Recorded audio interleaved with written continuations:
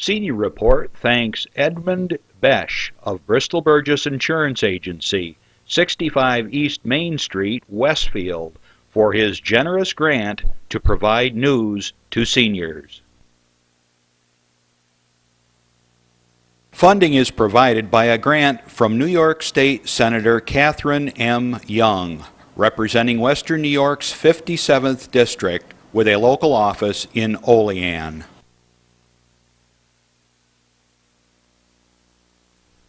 Funding for Senior Report is provided in part by a grant from Andrew Goodell, Assemblyman for the 150th District of the New York State Assembly. Senior Report with Reed Powers thanks Westfield's Schultz Chevy for a generous grant to inform seniors of important news. Over 50 years of service to Westfield by Chevrolet, Schultz Chevy across from the school. The physicians of Jamestown Primary Care are happy to sponsor the Senior Report.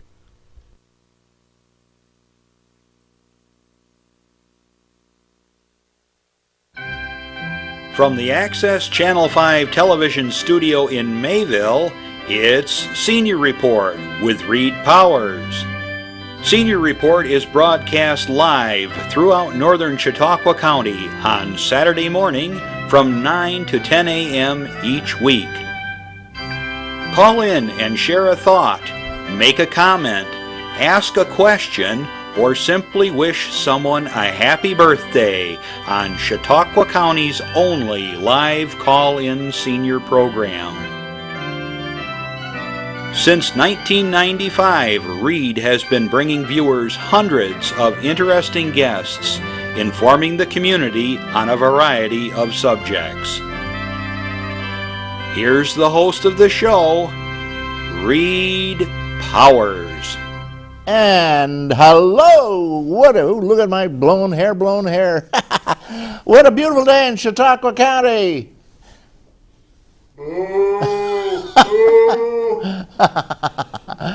I admit, I confess, once in a while it ain't a beautiful day in Chautauqua County.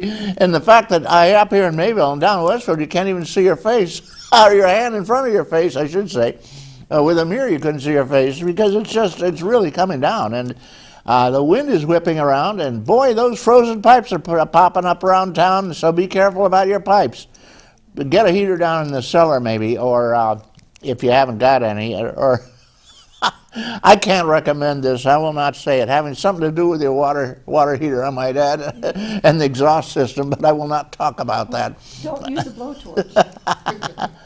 Well, actually, a water heater generates a lot of heat when it's going, you know, and some people who are crazy as hell, who probably will die of monoxide, although I have a monoxide right in my downstairs, so a monoxide meter signal. At any rate, the monoxide could get you, but if it's burning blue, you're probably pretty safe. So if you remove the stack so that the heat doesn't go out of the house and let it go in your cellar, it'll probably keep your pipes a little bit warmer, and you'll probably die of monoxide. It could happen, so don't do what some people do. Some intrepid souls who are kind of half-cocked mentally.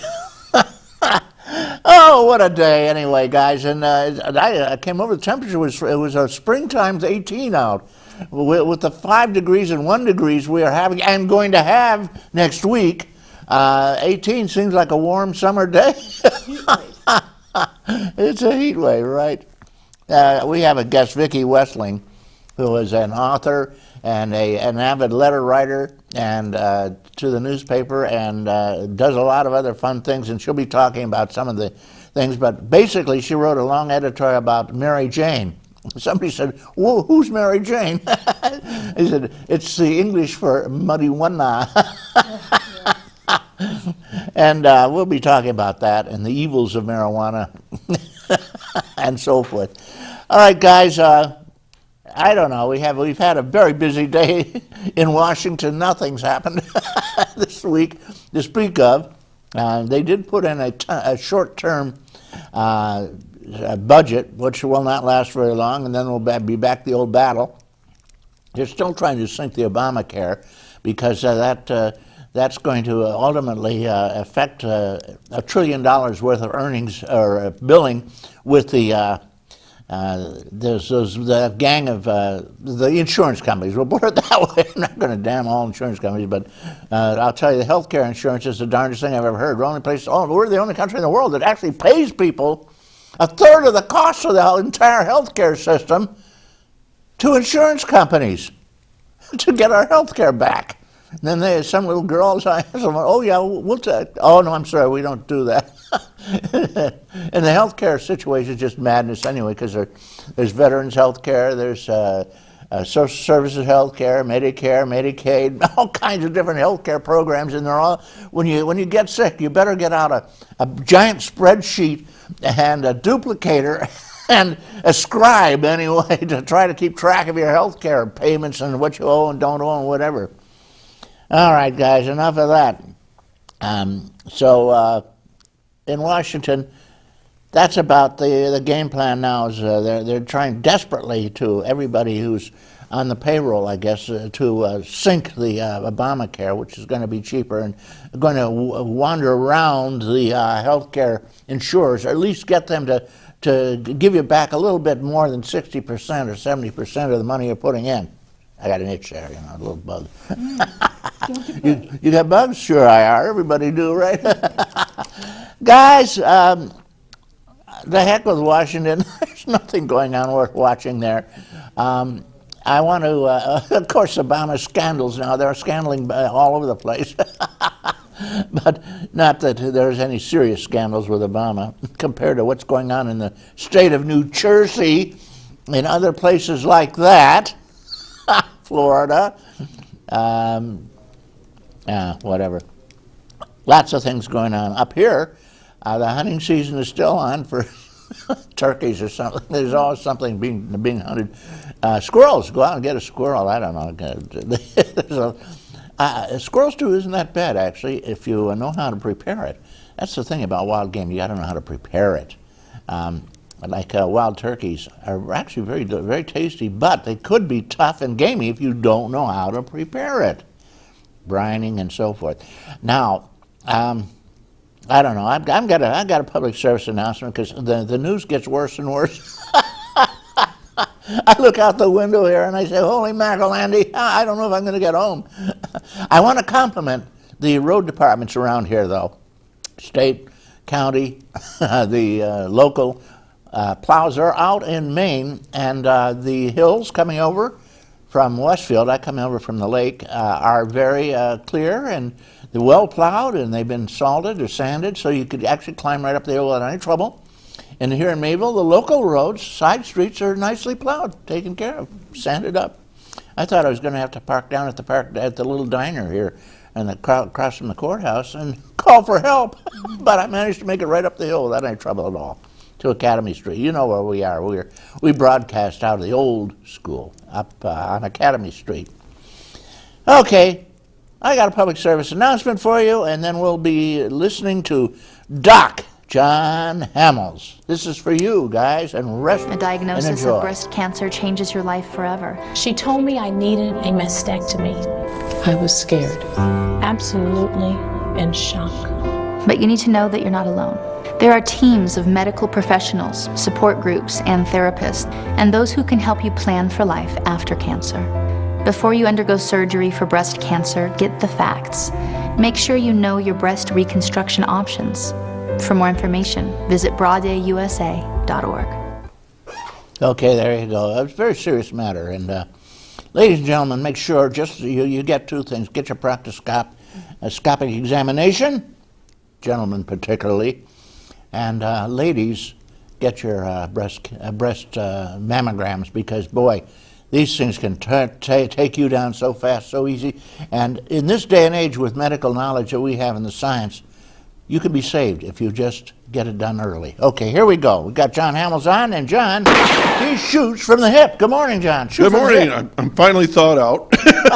What a ride it was into the studio today. Wow. Oh, what happened? It's just lots of drifting over in Ripley coming off the lake there. The wind's coming out of the south. So if y'all are traveling this morning, take a little extra time and care. Or go north, south. Yeah, well, I'll push you up and the other one pushes you back. So anyways, and good morning. How are you today? Everybody's good? Everybody's good. Okay. I heard Randy making weird sounds in the background there earlier. I was ready. Well, there he goes again. We're going to call the ER there, 911. Well, he didn't like the fact that I said, beautiful day it is in Chautauqua County. Yikes. Yeah. All right. I wanted to share with you something that I got in an email earlier this week from the Westfield Memorial Hospital Foundation. They wanted me to announce that they are having a special activity on February 7th and 8th, but particularly the 7th at Easton Hall. They're going to have a dinner theater, and it's going to be at Easton Hall on 26 Elm Street. And a local Westfield native, and I don't know this gentleman, but maybe you do, and I'm going to hold up his picture here. His name is Tim Newell. You know Tim? I met him, yeah. Okay. Tim is in charge of this whole shebang here, and he's going to do a particular play by playwright Pete Gurney. And I'm not going to tell you about it because, of course, they give you the thumbnail sketch of the whole play a lot of times. It's like, well, why would I even go? So, anyways, it's supposed to be a lot of fun and interesting. And it's sponsored by the Holt family, the Mascara family, and Lorna Penny. On the next day, it'll be in Jamestown at the Kappa Theater at the Robert Jackson Center.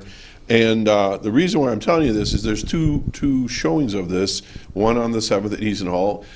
All the proceeds for that goes to the Westfield Memorial Hospital Foundation, and the funds are going to go towards renovating the hospital's emergency department. And then the Saturday presentation in Jamestown, that one's going to young artists. So that's coming up. And if you, locally here, if you want to know anything more about the tickets or the show, 793-2328.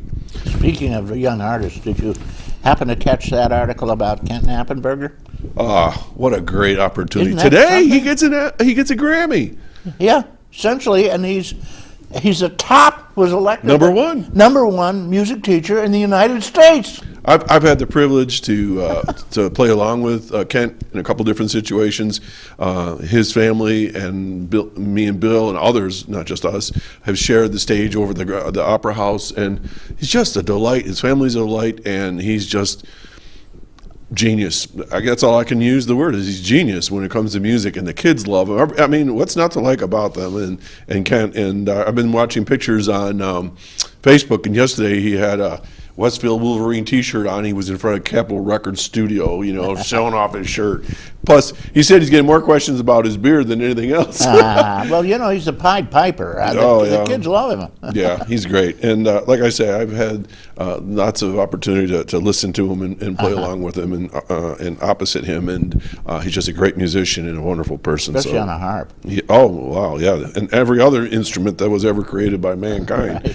So, yeah, well, that's interesting. Did you mention musician? Because, the news right now is getting filled with, this young kid that was racing his Lamborghini, and I don't want to get into all that.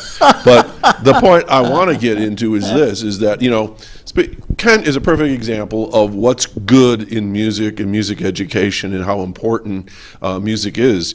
But, when we hear about these others, I'm just going to say others, all the way through history of when we get young musicians, young artists, movie stars, or whatever, who the heck is watching over these kids? I've heard they have handlers or whatever, but gosh, if your son or daughter is a great athlete out there, folks, or a musician, keep tabs on them. These kids can go down the proverbial rabbit hole in no time flat. There's people out there that will want to take advantage of them, befriend them, and so forth. And the fact that people often think that musicians are all druggies and alcoholics just isn't true. I fought that when I was growing up. I was a musician since I was 15. And yeah, there were guys out there that were experimenting, but there was a lot of us other ones that were in it for the music. And Just you like- didn't have $153 million And I either. didn't have a Lamborghini either. I was had the old thumb out most of the time hitching rides in Buffalo. But anyways, the point I want to make is that for some reason there's musicians and young kids out there that still think that that's the path to take. The Jim Morrison, the Janis Joplin, the Jimi Hendrix, where they got to experiment with drugs and so forth to get to that higher level of whatever creativity, and all it does is just destroy their brains. But grandparents are out there. Just keep an eye on kids. There's that new thing that they're talking about, and I hadn't heard of it before. I can't remember what it's called. It's like Slurp or something like that, where they take a variety of things and with candies and Jolly Rogers and cough syrup and all this stuff, and they make this mixture, and it's lethal.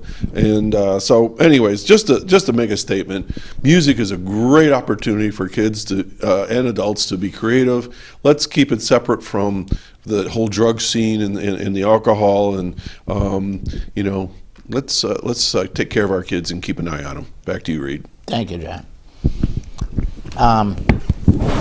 In Westfield, I had an example of that. My yard used to be filled with cough syrup bottles. I kept wondering where they came from. Then I found out that the kids were going over and buying them at the Family Dollar next door to me. And so I reported that to the family. They stopped selling to kids. They said, you're welcome to buy all the cough syrup you want if your mama's with you. But don't come in here alone. Right. Vicki Westling is a notable lady about town. She does a lot of things, involved in everything, and she has a good background, a very broad background, and she is often featured in the Dunkirk Observer with letters to the editor because she has a lot to say and very articulately. Vicki is here with us to talk about anything and everything she wants to, and you can participate by calling in anytime during this program to the following number, 753-5225. That's check. We're on the air live this Saturday morning, every Saturday morning from 9 till 10 o'clock. And you can call in from Timbuktu, China, wherever you are. And people say, well, I won't be around. Say, hey, I'm sure you have a phone somewhere. So give us a call if you want to. And everybody who calls in today, I will give you a funny hat if you'll come in and pick it up in this weather. I have to fold a newspaper into a cone. That's the way you do it. Well, I brought newspapers, so you're welcome to start folding. Okay, great. Now, I did want to mention the fact that you've been around a long time in this area. Where were you born and raised? I actually was born in Terre Haute, Indiana, Larry Bird and I. But my family was hailed from Kentucky, from Russellville, Kentucky, and grew up basically in Florida most of my life. I moved up here, met my husband. He was a police officer in Dunkirk, New York, and here I am all these years later. And So, is he still a police officer? no, he retired, thank goodness. Yeah. Being a police officer would not be necessarily a very rewarding experience today, although at that time it was. Well, it's the same in many other areas, like education. I mean, used to be education was wonderful.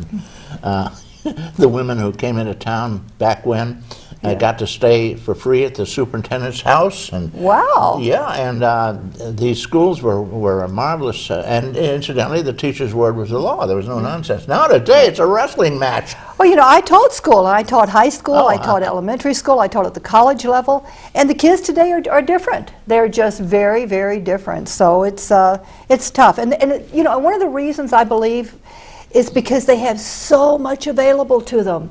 Everything is out there. Anything and everything they want. Television. So television, the games, internet, the games. I think the games, the internet have probably changed life. Yeah. Dramatically in the last Absolutely. last 20 years, maybe. You know. Absolutely. Yeah. My kids' grandchildren, I say, my kids didn't have a TV for a long time. They weren't doing their homework one day, and I went out and took the 3 TVs we had and put them in the front driveway and took the sledgehammer to them, which impressed them very much. Eventually we replaced them, but it was quite a while. Well, you know, I think, and with all of the things that they have the Xbox, they have the internet, they have every toy, everything imaginable. When I was a child, not that I was perfect, you know, we were outside, we were playing, we were doing things, we were active, we were involved with, you know, reading books and working with puzzles and board games and things that cause you to use your mind. And today it's just sitting there doing their little texting. Yeah, So- well, I've noticed my grandchildren, they're either on TV doing a game, Yes. or they're on their phone texting or Right. something. And of course, it's amazing to see an 8-year-old kid walking around with a cell phone. Absolutely. If they don't have a cell phone, they're really deprived. Oh, absolutely. It's really a shame. Before we get started, though, on the other conversation, can I just say one thing? I met, to kind of piggyback on your public service Yeah. announcement where you're talking about the Affordable Care Act and Obamacare and all the things that go with it. I recently was at a meeting with Congressman Tom Reed, who is just doing great things in this area, especially for veterans. And at that meeting, there was the VA clinic in Dunkirk shared information regarding Obamacare, or the Health Care Act. How do you want that? The Health Care Act. And they talked about how what they can do for the veterans today is in line with what's going on with the Affordable Care Act and Obamacare. And I found out at that meeting that there are veterans out here who have no place to live, who are concerned about signing up and enrolling. So anybody who's interested, if you're a veteran, if you know a veteran who's in trouble, call the Dunkirk VA community-based outpatient clinic. They can help you there. They can help you register if you're not registered. They can help you they can tell you what is available to you as a veteran. And if you're the spouse of a veteran or a widow of a veteran, there are veteran benefits. And I think our veterans need to be at the top of the food chain. I really do. How about I see on TV the ad all the time for the Wounded Veterans organization. Oh, and yes. You ask yourself, they're asking people to help these folks. And you ask yourself, where's the federal government? When a veteran gets wounded, you would think they'd come in and cover the major costs anyway and help them out. And that's one thing, and I really hadn't planned to talk about Congressman Reed that much, but that's one of the things that Congressman Reed is doing. He has a whole area set up within his office to just deal with veterans' benefits, because our veterans are getting pushed aside, and we need to protect them. They have protected us. They've kept us free and us safe. We need to do things back for them. So if you're a veteran, if you're a wife of a veteran, a spouse of a veteran, a widow of a veteran, contact the Veterans Association. They can help. They really Good. Well, can. that's a good thought, Vicki, because if you call and raise a fuss, you'll probably, that's the old squeaky wheel thing. They'll come over and give you some real help, maybe. Well, sometimes they do, and sometimes, we make it so difficult for our veterans. We make it. They have to go to Buffalo. They have to go to Erie, and some of them, they don't have transportation. I mean, it's really tough, and we need to protect them. So, if you're a veteran, if you need help, call. Call. What's the number? Do you have a number there? I do.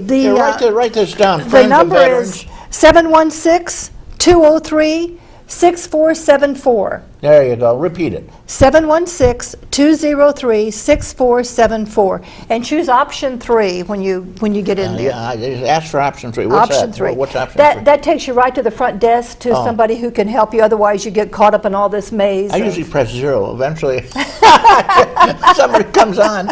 Or just keep repeating, I want to speak to a customer service person. If I got one of the robots on, as soon as they ask me for any number or whatever, I just hit beep, beep, beep, beep, beep, beep, beep, the same number. They say, that's the wrong number. Well, Could that's you one repeat way to do it. But 3 will work, so call. They're there to help. Okay, there They're you really go, good. guys. Vicki Westling here giving a tip on veterans veterans affairs and something to do if you're in trouble and you want help. Right. She gave you the number, so write that down. Hide it for a friend of yours who might be a veteran who might need it. Vicki, you wrote a long editorial. Gosh, it took me 3 pages to print this thing out in small print. To the Dunkirk Observer. Now be careful there. About Mary Jane, marijuana. Yes. And I wanted to ask you a couple of questions about it, because we could talk about this just a little bit. It's something that is very important in terms of our today's society, because they're actually legalizing it. There's a movement on to legalize it. 2 states right now have totally legalized it. You can grow it, you can smoke it, you can eat it. Yeah, a lot of people like to eat it in their cupcakes. Absolutely. It's I don't know. Does it have any benefits? Absolutely. There are pros and cons. And first of all, let me say that I write for the Observer. I write a commentary every other Wednesday. And every other Wednesday. So you look there for it on Thursday, or when do you look Wednesday for it? morning. Wednesday it's morning. published every other Wednesday morning. So the next one will be out this coming Wednesday. Give us a tip. What's it going to be about? I haven't decided. Oh, okay. Well, the week's not over yet. It kind of is today, and I'll sit there and start thinking about ideas and having things in my mind. I had talked with when I talked with Congressman Reed and his staff, and then of course with the VA, I thought we ought to do something about that. And I met recently with Josie Christopher about breast cancer, and thought, well, we ought to do something about that. So I'll keep these things in mind. She's big on that. She's awesome. She's great. But when I sit down to write my commentaries, I never ever do it with the intent of offending anyone. Why not? Well, if you're not offending somebody, you're not doing something right. Well, I know, but that's not my intent. I mean, I often do offend them, but that's not my intent. My intent is to put it out there for people to think about and talk about, and to get the information that's there, and to provoke thought and meaningful dialogue. So I get a lot of heat sometimes from these commentaries, and this was one of them. But my concern is that for medicinal purposes, I think that there's some real value to it. And of course, what the governor is doing, excuse me, I'll put these on. The governor is saying that he has outlined a limited initiative last Wednesday to authorize medical marijuana for patients at 20 hospitals. This which would establish the test program under State Department of Health regulations. So the program would be monitored, it would be very specific, it would deal with very specific issues to help people. If you have a child who's suffering from epilepsy or seizures, or you're going through chemotherapy, or you have someone who's going through chemotherapy, yes, it has been shown that some of the ingredients, that it can help. It can alleviate the nausea. It can alleviate some of the pain. It can alleviate some of the seizures. I'm all for that. I think that's great. In a controlled environment, let's do it. Let's make life comfortable for those who are suffering. That's, of course, not the real issue. The real issue is legalizing it for recreational use. So you can smoke, you can drink a martini at the bar, and you say and the guy next to you lights up a reefer, and the second guy says, the first guy says, hey, I'll take another martini. Well, you double martinis too, I might add. And the other guy, the cops run in, clamp bracelets on him, take him off to jail. Well, and so I talked with Why? I talked with our local police department. Yeah. And this is one of the problems. One of the problems that we have with marijuana is that there's no way to actually measure at what point does it become debilitating. At what point are you no longer able to react or to respond? They don't have a taxometer like they do for alcohol, right? Alcohol they do. Alcohol they can say is 0.08. Well, if you tell a joke, if they laugh riotously, it's probably they're on marijuana. Well, that could be. And I've never used marijuana, so I don't know. I don't know what the effects of it are. You never even tested it as a kid? Isn't that amazing? When you were in college? No, I was just one of these little, Jesus, I never heard of somebody your age that hadn't just tried one anyway. So everybody's telling you how great it is. I guess that I just always thought that I didn't want to you never? Yeah, right. I never inhaled. You never inhaled? Well, you and Bill. And I had an argument that they lately, somebody was saying to me, well, the last 3 presidents that we have, including our current one, have used marijuana. Okay. Well, usually, there's something in your case, of course. Usually, when somebody says, I've never used it, they're liars. Oh. They're bald-faced liars. Everybody in our generation tried it, smoked it, and some people still smoke it, I might add. Oh, absolutely. I guess that I just never wanted to do anything that would cause me to not be in control. I have a real controlling personality. So you don't drink either, huh? No, I didn't say that. Oh, whoa, now wait a minute here. We seem to have a schismatic issue. Alcohol has always been legal since I've been old enough to drink. Well, where marijuana has not. And so I guess that when I come from that point of view, if I come to strictly puritanical point of view, I say, well, this is legal and this isn't, so I'll do the legal part. Well, that's almost correct. It has nothing to do with the puritanical effect, though. You know who made it illegal? William Randolph Hearst, the great publisher. He had invested billions into forests for pulp. for paper. Right. The problem with marijuana is that it was originally grown mostly for pulp for paper. The hemp, And yeah. it was a terrible threat to him. So he got into Congress, he has huge influence, and he got them to pass the stupid issue law at the time about marijuana, not having a possession of it, going to jail and all. They're still jailing kids, for marijuana. You know Which that is all over the ridiculous. country. And I think that there's... But wait, I haven't finished. During World War II, they passed the anti-marijuana laws just because of course. World War II, they needed paper desperately, so they revoked the law. And you could grow marijuana for years during the war. And of course, in 1947, right after the war, guess who jumped up and got it illegalized again? Hearst did, because it was such a threat to his paper industry, to his pulp. And today, the darn law still stands there. I mean, you can see that I do not use marijuana. And I've never been a regular user of marijuana. I will confess that I may have tested when I was a kid in college. In that case, of course, I never inhaled it, just as the president. Right. All right, now go ahead. You want to say something. And I think that I'm not saying that responsible adults should not be allowed to do things that they think are right for them. Just like alcohol, right? Just like alcohol. However, I don't feel that there have been enough studies. I don't feel that we know. For instance, when I talked with the police department in Dunkirk, I said, explain this to me. What would happen if we were to legalize marijuana for recreational use?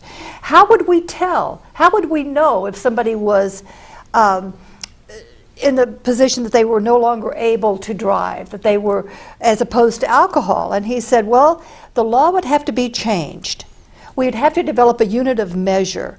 We would have to find a way to determine how inebriated or how under the influence someone was, what was happening to their ability to respond. And right now we don't have that. No, you give them a blood test. But well, that's what he said. He said, we have to determine now by using a blood test. Right. But even then, and they talk about alcohol. I can drink one martini and maybe get a little tipsy where it would take you two. Women and men, we have different metabolisms. I've drunk 4 or 5 and been perfectly all right, driven perfectly. Well, I'm sure if I drank 4 or 5, I'd be out. I'm kidding, of course. But that's just the point. And so we don't know. We don't know how is marijuana affecting our children. How is it affecting our lives? How is it affecting the women, the men, the older people? One of the ways it's affecting them is they're being put in jail, and it doesn't seem to do any harm. They've been smoking it in the Middle East and in China, I might add, for over 2,000 years, and they've never found anything wrong with it. They say it's a marvelous thing. Well, I have a thing here, because about how much is marijuana costing the taxpayers? It's costing $3 billion a year just fighting it every year. And doing absolutely nothing. You realize that there's more marijuana on the street, cheaper than there ever was before. We've spent over $1 trillion trying to stop marijuana. So let me ask you then, is the reason for legalizing marijuana for recreational use economic? It's none whatsoever. It's because that's what the people in the United States want. And because there's an adverse governmental issue whereby the government is going, as usual in many cases, against the will of the people. If you notice, the new polls have 59% of Americans totally in favor of the laws in Colorado where you can grow and you can smoke marijuana if you want to. What happens to our children? Well, let's see here now. Where does the marijuana in this state come from? It comes from criminals. Criminals love to put children on marijuana because you hear all the talk about it out in the playground. They have it and everything because it means that they'll be good customers.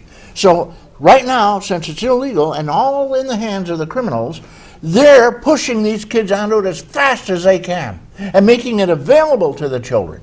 Now, if it were legalized, it would be a very different matter. And hopefully, the children wouldn't, the parents would be on top of it, and there'd be a lot less misuse of marijuana.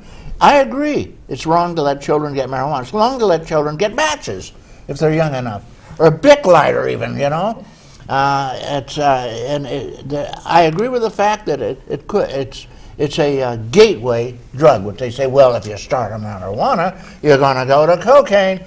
Well, if you start on milk, you're going to go to marijuana because everybody who's on marijuana started on milk. We got a couple of calls, Vicki. Oh, okay. I've had my say. All right. Good morning, caller. Thank you for waiting. Yes, I was wondering what the caller or what the guest thought about the money aspect of this. Right now, it's apparently a $2 billion industry in the 20 states that either has recreational or medical marijuana legalized. I was wondering, isn't it a good aspect to not be spending money on putting people in jail, but getting the tax revenue from the money aspect of it? Well, and that goes back to my question to Reed, is that if we're going to deal with this from a strictly economic point of view, then let's do that. Let's say economically we would be better off if we legalized it, we taxed it and got the revenue from it, we controlled it so that we know who could get what, and we would take the opportunity then to no longer incarcerate people or jail people for having whatever it is, a nickel bag or whatever, an ounce or 2 ounces, whatever it might be. Then let's deal with it from that perspective. But let's find out first, how are we going to control this? How are we going to determine how much is good, when does it cross the line? If I'm at a bar drinking with Reed and he has one drink and I have one drink and we head out the door, I'm probably going to feel pretty comfortable that he's capable of driving. But I don't know what marijuana is going to do to him. So that's the question we have. We don't know enough yet to determine the safety aspects of it. How do we measure it? What do we do? So if we're going to deal with it from an economic standpoint, let's look at it that way, and let's take all of the peripheral reasoning, good, bad, health issues out of it. Let's not even deal with the health issues. Let's not say, well, you're inhaling, you're smoking, you're doing this to your brain or this to your body. Let's deal with it economically. Well, that's a good point, especially since I think it's estimated that about 100 million Americans enjoy marijuana, and they seem to be okay, and some of them have been enjoying it since they were kids, thanks to the crazy laws about it, so you can't regulate it or watch it or anything. Incidentally, Johnny Potseed, you've heard of him, haven't you? He goes up in an airplane with a big bag of seeds, and he flies across the landscape throwing the seeds out the window. So it goes everywhere now. Well, you know, and I think that there's some of the radicalism, and I would consider that to be partially radical, that needs to be taken out of it. So if we're going to control it, if we're going to make it legal, then let's control it. Let's control its use, but let's find out what it's going to do to our children. I don't want my children and grandchildren to be lighting up when they get in a car, or to have gone to a party and where they've been smoking and then get in a car and drive home if I don't know how they're going to be affected by that. Okay, another, of course, another element of the big argument about marijuana is if you want a bottle of Jack Daniels, it's pretty darn hard to create one on your own. That's but true. if you want a pound of 10 pounds of marijuana, it's so easy that it's silly. You take one little seed and plant it, and woof, you get this giant tree. Trim it down, and you got all the pot you can use for a year. In other words, you can manufacture your own. Right. Well, you know, and there are all the arguments of alcohol is just as bad. You have all the people in the alcohol and drug rehabilitation. The President of the United States this week said it's worse. Alcohol's worse than marijuana. Yeah. He did. And Well, he ought to know. I mean, he said he's tried both. Yes, I'm sure he has. You haven't, though. So what do you know? You know. Well, you see, and that's just it. You know, I mean, I'm not standing here or sitting here saying, well, I'm such a goody two-shoes. I just never tried it. It was never I was never in a situation where it was available for me to smoke it when I was young. Mm-hmm. When I became old enough to smoke it and to have it available to me, I chose not to. Okay. So that was just my choice. I also don't smoke cigarettes. Well, I don't either. I never smoked cigarettes. I don't smoke either one, as a matter of fact. I don't like to put bad things into my body, you know, if I can avoid it. So that's the, you know, and the health issues. You know, we talk about the health issues. If you look it up, they tell you that if you're a regular marijuana user, you smoke on a regular basis, these are things that it does to you. It can affect your mental capabilities. It can, if somebody already has a mental problem of depression or schizophrenia or a psychotic issue, it can play into that. It can. Any drug can. Yeah. Any drug can, and so that's just the issue. We need to know more about it. Okay, we got another phone call. You want to take it? Sure. Oh, hello, caller. Good morning, good morning, good morning. What? Where do you live? Hey, I'm alive. What do you want? It's a good morning. I woke up At your today. age, I guess that's a good thing. And I've got heat, so what more can I ask for? Uh-huh. And I don't think any of my pipes are frozen, although for a brief while I had one that Yeah, wasn't. well, everybody has. Just keep your water trickling, Absolutely. That'll keep it from freezing in most cases. I won't say forever in all cases, because there's always one pipe that'll freeze anyway. Well, I have a pipe that runs right against the outside wall. I mean, right against the concrete outside wall. So Bad. of course it gets very cold. Yeah. And it has only frozen like maybe 2 other times. Yeah, maybe you ought to wrap it with But electro tape. I'm going to, by the way, but if I left it dripping at the rate of a drip every 3 seconds, it wouldn't freeze. That's correct. If you And let it it drip ended up- along, you're okay. And it ended up being about a dishpan full of water a day, so I didn't feel guilty about right, that, yeah. which I used to flush the toilet, by the way. Yeah, well, I have all Once. my faucets dripping and the toilet running a little bit, and I'm using it. My son tells me I'm using 1,000 gallons a week. Well, I only have this one dripping, but it got so cold that it froze. Even I'd go 1, 2, 3, drip, 1, 2, 3, drip at the 3-second thing. So now I have it dripping a little bit faster, but I only have to do it with that one. Yeah, I let mine stream a little tiny bit, but Well, both I hot don't and have to do it cold. with that one pipe. I don't even have to let it scream, Yeah. but I had to up the drips to about one per second or so. Get that, ladies and Anyways. gentlemen. The 1 per second drip will do it. Right. Okay, what's up?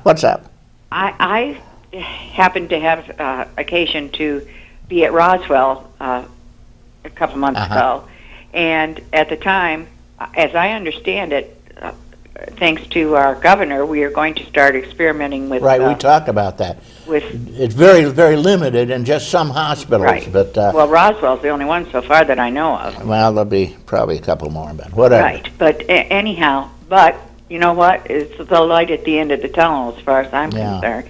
And they are finding more and more and more uses, medical uses for marijuana. If that can cure cancer, my God, what is the holdup here, people? Yeah.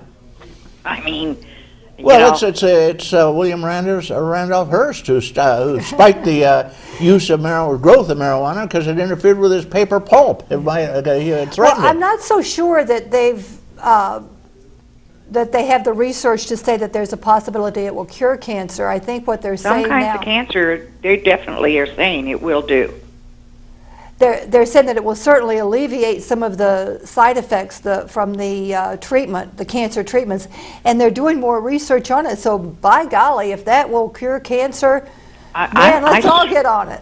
I swear that they did say, now I could be mistaken, but I thought I read or else heard on television where there is one type of cancer that's definitely, put in arrest, so that's a cure as far as I'm concerned, by the use of medical marijuana. Well, I'll tell you I something. think that would be great. If they could do that, let's go for it. Right. Absolutely, why not?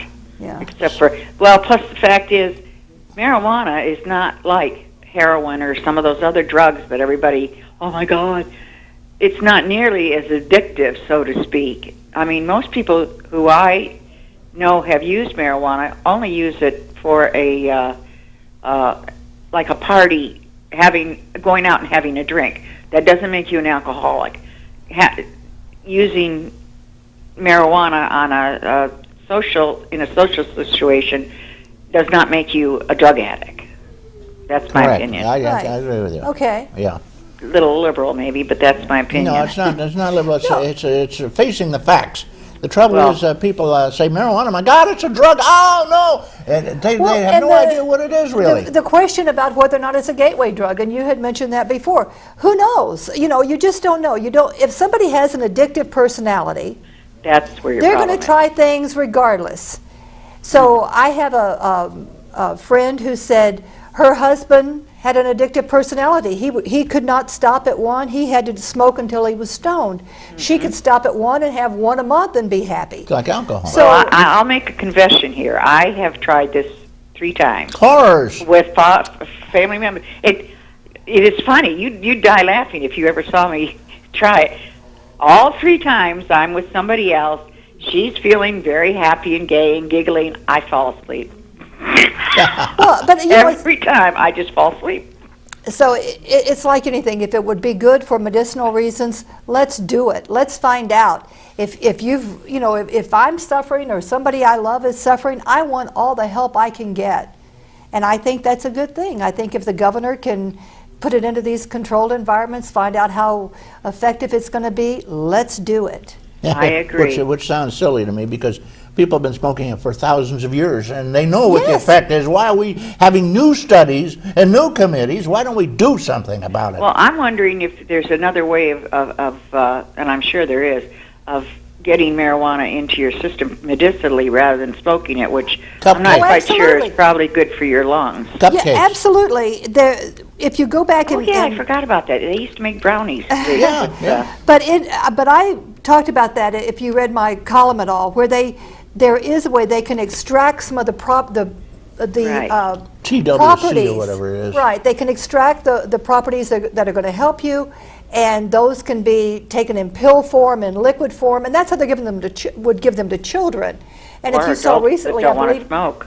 yeah, so it's the adults that smoke it, not the children. But even if they use it for medicinal purposes, I'm sure at Roswell they're not all lighting up. They're going to be extracting the Right. properties from it and using it that way. That would make sense to me. Okay, thank you very much. Well, thank you for your call. And if you send me in a stamped, self-addressed envelope, I'll send you a joint.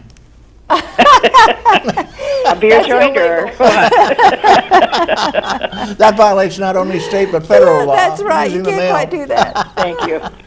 Okay, thank you, caller. There's a question one other person called in about. Okay. Maybe you could help out here. Is there a health issue with secondhand marijuana smoke? Say you're in a room and you don't smoke. You said like you. Everybody else is blowing smoke all over the place from pot. And is this going to affect you?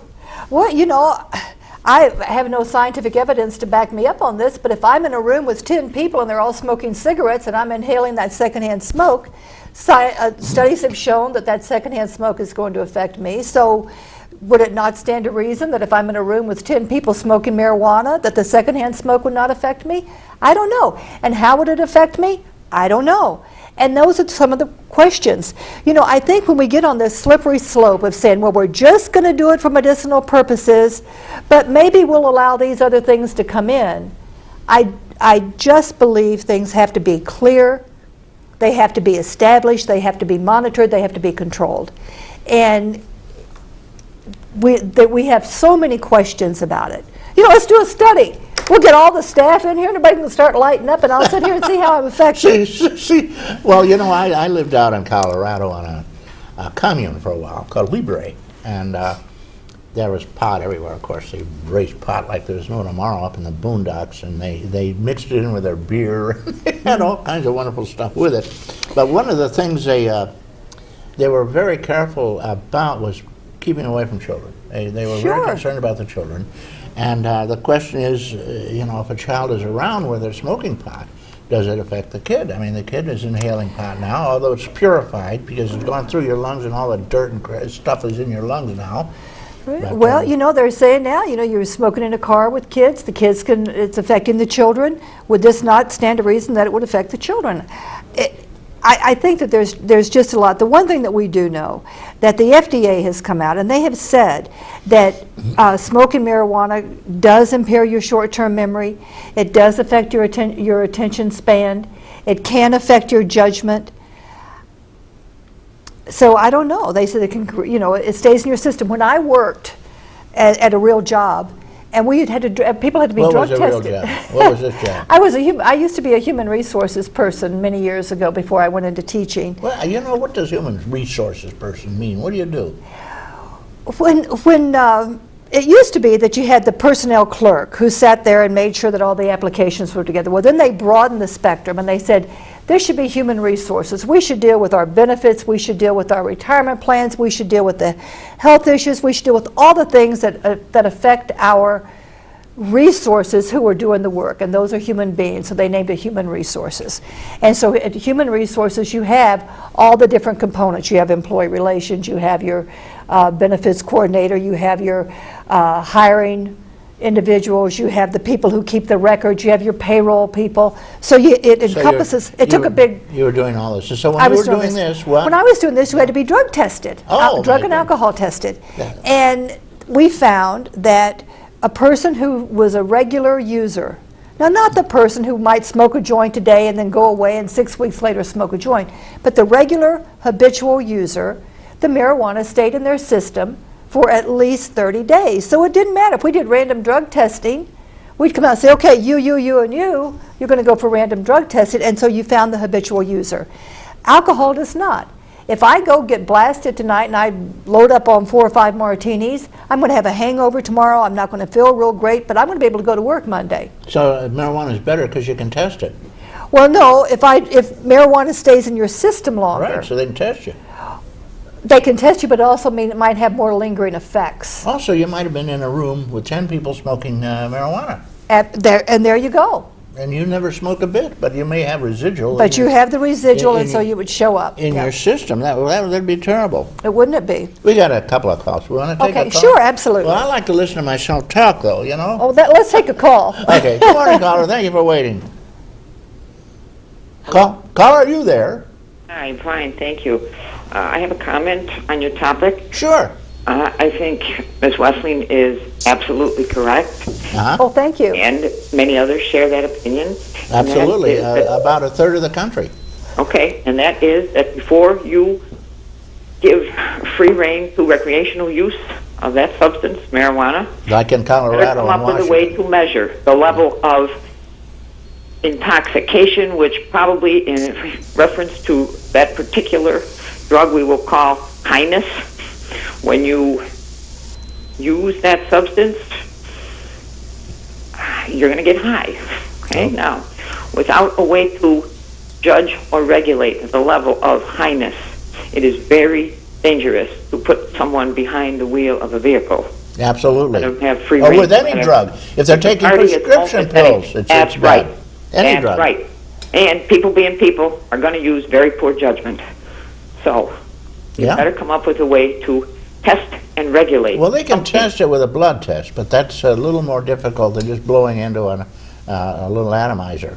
Well, then do it before you let it go as free rein recreational use. So you take it away from the people. You take it away from the people out in Washington, and I guess it was Colorado. Colorado, yeah.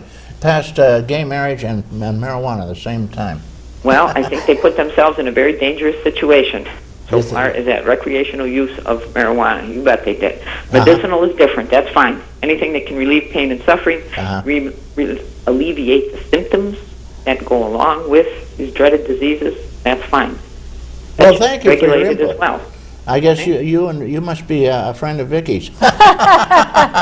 well, she is now. Yeah, you bet. Okay, thanks for your input. Right. And Thank you very much. That is quite valid because about a third of the country feels that way. You shouldn't allow it even. Well, then I hope they listen to that part of the country. Right. There you go. I think if we allow it, we have to have more studies before we allow it. And we have to give the police department and the police officers a means to test it. And there has to be something in place where we have a better idea of what it is doing to our systems, to our bodies. Okay. That is correct as well. All right, thank you. Give them the proper Where do you live, caller? I live in Dunkirk. Okay, great. Well, Dunkirk, of course, has been spending quite a bit of time and rooting out marijuana. I see they picked up a big and not batch just of it. marijuana, but there's some drug issues, and I think that our police chief Ortolano is right on the ball. I cannot say enough good things about what he and the police department are doing. I mean, they are not just with the drugs, but with a lot of crime, and we've had a lot of that in Dunkirk. So, you know, shout out to our police chief. He's great. What's his name? Ortolano. Ortolano. Chief Ortolano. Here's to you, Ortolano. We're the tip of the hat. Chief Police of Dunkirk doing the job. He absolutely is doing the job. Well, we're chatting with Vicki Westling, who is giving us a little insight on marijuana, her thoughts on marijuana. And I'm playing devil's advocate to a degree because I've got to make sure that the other side is well represented. And I have a feeling I'm not doing much of a job. Because we still have phone calls. People are going to say, you're right on, Vicki. Oh, well, that's okay. Well, good morning, caller. Let's see what this one is. Oh, good morning. This is Linda Spalding from the Office of the Aging, and you're having a very tantalizing subject. You haven't said that you're right on, Vicki. But you haven't, I may have missed it because I took the dogs out while you're on, but you haven't talked about the use of medical. Yeah, we were chatting about that. You were, Vicki's in favor of it if it will relieve pain and help cure cancer, which they claim it can do, and so forth. And I wanted to mention that they give opioids.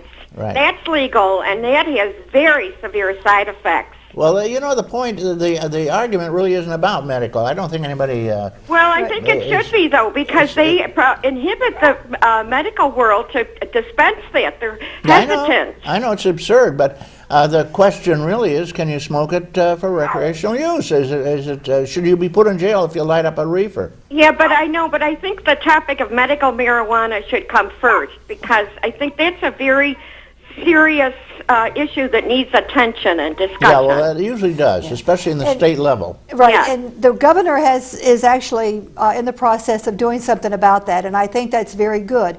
I think we just have to be careful when we go down this slippery slope. Yes. And that's how I see it, and I think that we just need to make sure that our testing is done right, that our controls are in place, and that we know what we're doing.